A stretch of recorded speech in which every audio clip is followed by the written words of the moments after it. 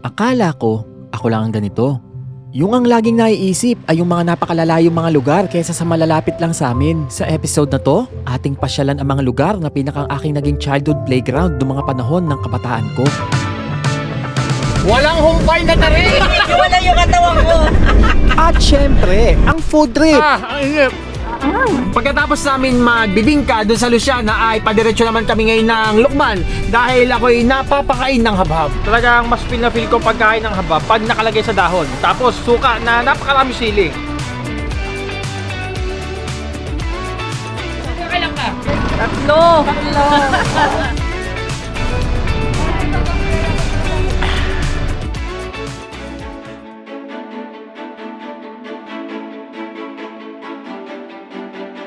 Punta tayo doon sa taas, sa Tatlong Cross dito sa bayan namin. Malapit lang yun. Taahon tayo ng bundok. Ito tayo. The sun's going down as I try to make my way through the crowd. Dito sa daan na ito, kung tawagin ko dito sa amin, Pede Road.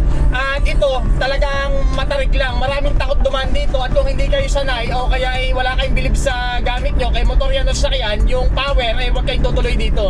Kasi talaga napakatarik. Ewan ko lang kung kita dito ha. Teka. Para hindi kita sa camera, bababa ako. Para makita nyo yung pag-ahon ng sakyan. Siniki muna ang pagmamanehohin ko para makita nyo rin kung okay sa inyo yung daan dito. Kasi mamaya pagbaba namin, ipapakita naman namin sa inyo yung daan papunta dun sa San Antonio. Yun yung isa na mas safe na daan. Pakita ko sa inyo yung kalsada kung gaano katarik. Kasi hindi kita talaga eh. O tingnan nyo to ha. Kita ba? Parang hindi pa rin ha. Ay ako. Oh? Sige. Okay, ganito na lang. Paaandarin ko na yung sasakyan kay Nikki. Tingin nyo kung kakatarig dito.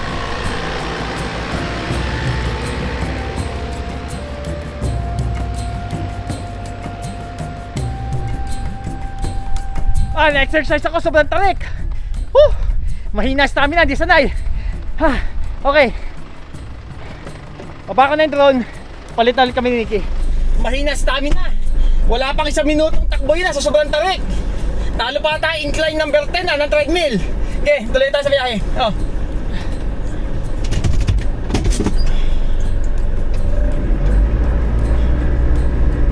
Tignan nyo naman Awang kita sa camera ha.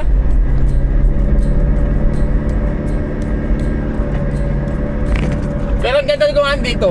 Saka mabilis lang. Kaya lang talagang hindi siya pang beginner para sa akin. May mga nadisgrasya na dito.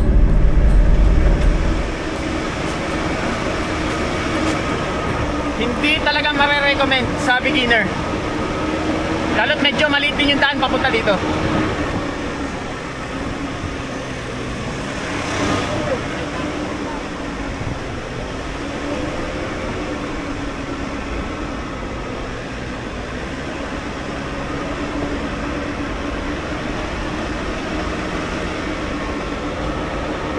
Ito pa.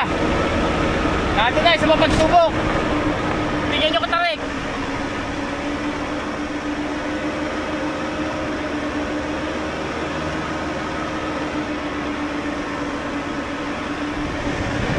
Nakakailang minuto tayo.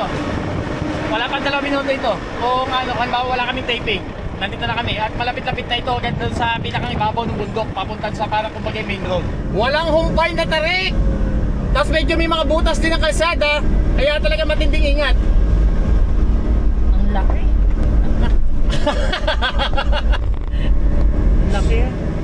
Ito na naman. Grabe ang tarik dito. Ni-interview sa Teresa. Wala yung katawan ko. Takot siya, hindi niya alam na dito kami dadaan. Tayo pala yung dumaan dito. Kaya lang, para magpakita rin namin sa inyo kung itsura ng mga choices ng daan dito. Pagkatapos nito, success sa person. Tingnan naman tingnan nyo ang bike dito. Yung kalsada, hindi gano'ng kalaki na natatabunan ng mga anino ng puno. Babala! Yan ang babala. Kita sa camera. Nasa may gilid. Nasa bandang kanan, babala, matarik. Ako taga dito ako, pero bihira ko talaga ito puntahan. At ako ngayon ko na ito papakita sa inyo. Naunahan pa nga ako ng ibang mga vlogger na may pakita itong lugar kung saan ako nagmula. Here and now, we call on you, Lord, come and meet us today.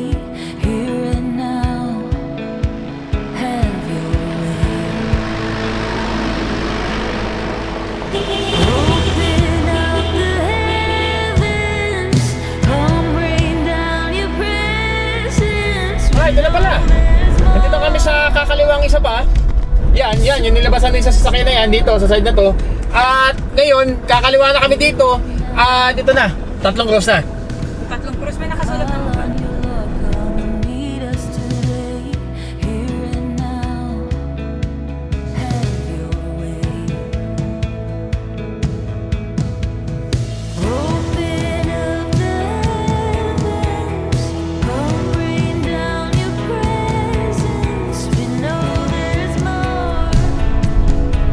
There is so much more. Kung walang vlog at dire-diretsyong biyahe, baka mga 20 minutes o wala pa, marating itong 3 cross. At yan, yung pinanggalingan natin sa baba kanina, ang bahay namin, Paete, Laguna. Talagang para ako hindi taga dito. Kahoy ba o semento? Baka semento, no? Inukit sa bato.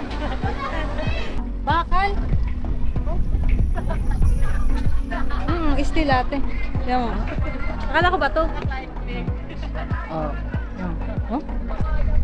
Oh, bakal. May mga nagpi-picnic, may mga nagka-camping doon sa may banda doon. Ay, dito sa may baba, meron din. At simula pa lang yan ng ating, sabihin natin na kabundukan episode. Dito, nagsisimula sa bahay namin sa Paete, Laguna. At mamaya, pupunta naman tayo sa susunod na destinasyon. Dito rin sa bundok na ito. Malapit lang sa amin. Next location naman tayo.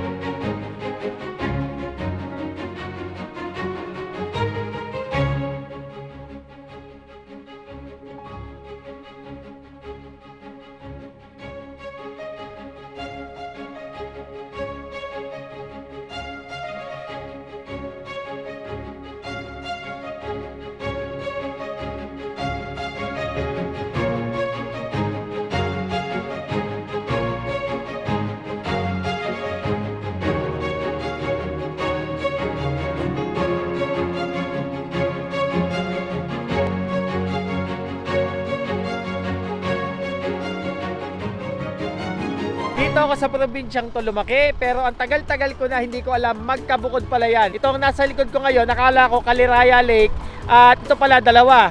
Lumut Lake nasa likod ko, at dun sa kabilang lake, yung pinakita ko sa inyo kanina sa drone shot, ay paggabi meron dong mga kainan, mga kapihan, at ang sarap tumambay sa gilid ng lawa. Tapos yun yung parang nagka-camping. O, tingnan mo. Ando no? Saan yung makatawid ng lawa? Ito lang overland. Nakalagay ko. Ay, ito. Ay. Nandun yung parang ano yung napapanood namin nata doon, may mga nagka-camping doon sa may mga damuhan na yun. Katmon? Katmon camping site. Katmon. Ang ganda-ganda. Hindi ako nakaka-appreciate ng camping. Hindi ko trip yung mga ganitong gawain. Pero itong lugar na to, napaka-cool ng vibe dito. Hindi siya mukhang pahirap. Sa mga ganitong forma, nakukuha ang atensyon ko. Tingnan nyo naman kung gaano kaganda ang paligid. Para bang ang sarap uminom ng freshly brewed coffee dito. Especially in the morning or even in the afternoon.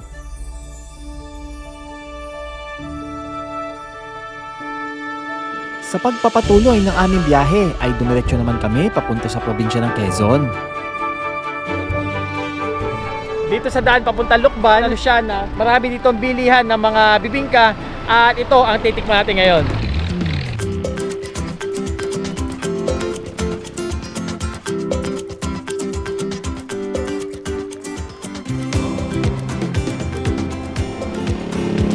Ito ang masarap kainin dito pag papunta kami ng Lucban. Ito, kagaya nito. Bibingka. Dito sa sakop to ng Kabinte, no? Luciano po. Luciana. Luciana na pala to. Tanda-tanda ko itong tindahan na to. Dito kami laging bumibili. Yung unang tindahan, pagkakurba. Diyan, sa may anong yan. Ito. Ito ang cheese niya, oh. Ah, ang inip.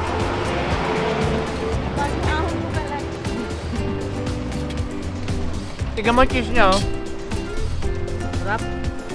Nakakapasok. Sarap. Napasok. Saka yung cheese nila marami. Ito ang pinakamasarap na tikman ko. At pag bumili ka ng bibingka dito, meron ka ring free buko juice. Okay, pagkatapos namin magbibingka doon sa Luciana ay padiretso naman kami ngayon ng Lukban dahil ako'y napapakain ng habhab. Tara na, sumama na, tayo na. Tayo na, tara na, parini na. Tara na, sumama na, tayo na. Tayo na, tara na, parini na. Bili po kayo, ito po ang aming specialty sa Lokban, pansit habab. Mas nakakagutom din ito naman energy drinks. Ito ang magiging pinakang hapunan namin. Talagang mas pinafeel ko pagkain ng habab pag nakalagay sa dahon. Tapos suka na napakarami sili. Ako talaga masuka ako pag kumakain ko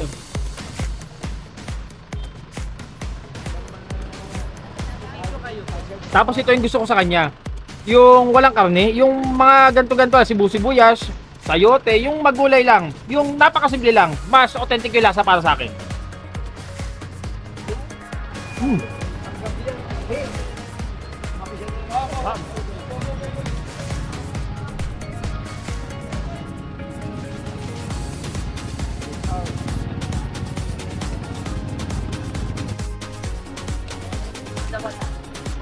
Round 2, pag nadaan kami dito, laging gabi, laging sarado. Okay, maaga tayo.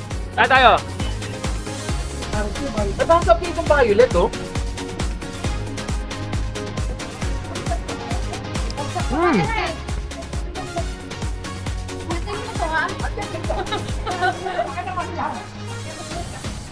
Kapapamang kain ko ito, ah. Sino na kailan ka na? Round 2.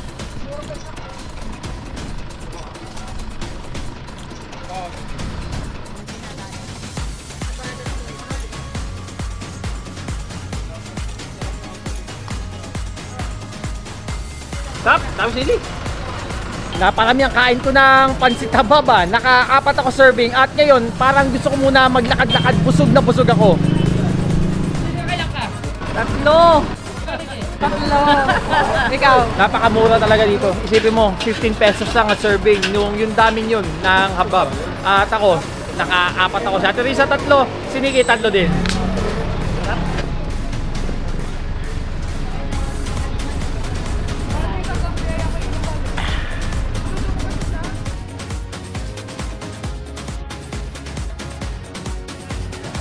After namin doon sa Lukban, bumalik kami dito sa Kaliraya at ito, ganito ngayon ang ambience sa gabi. Yung nakita nyo umaga, ito naman ang side niya pag padilim na.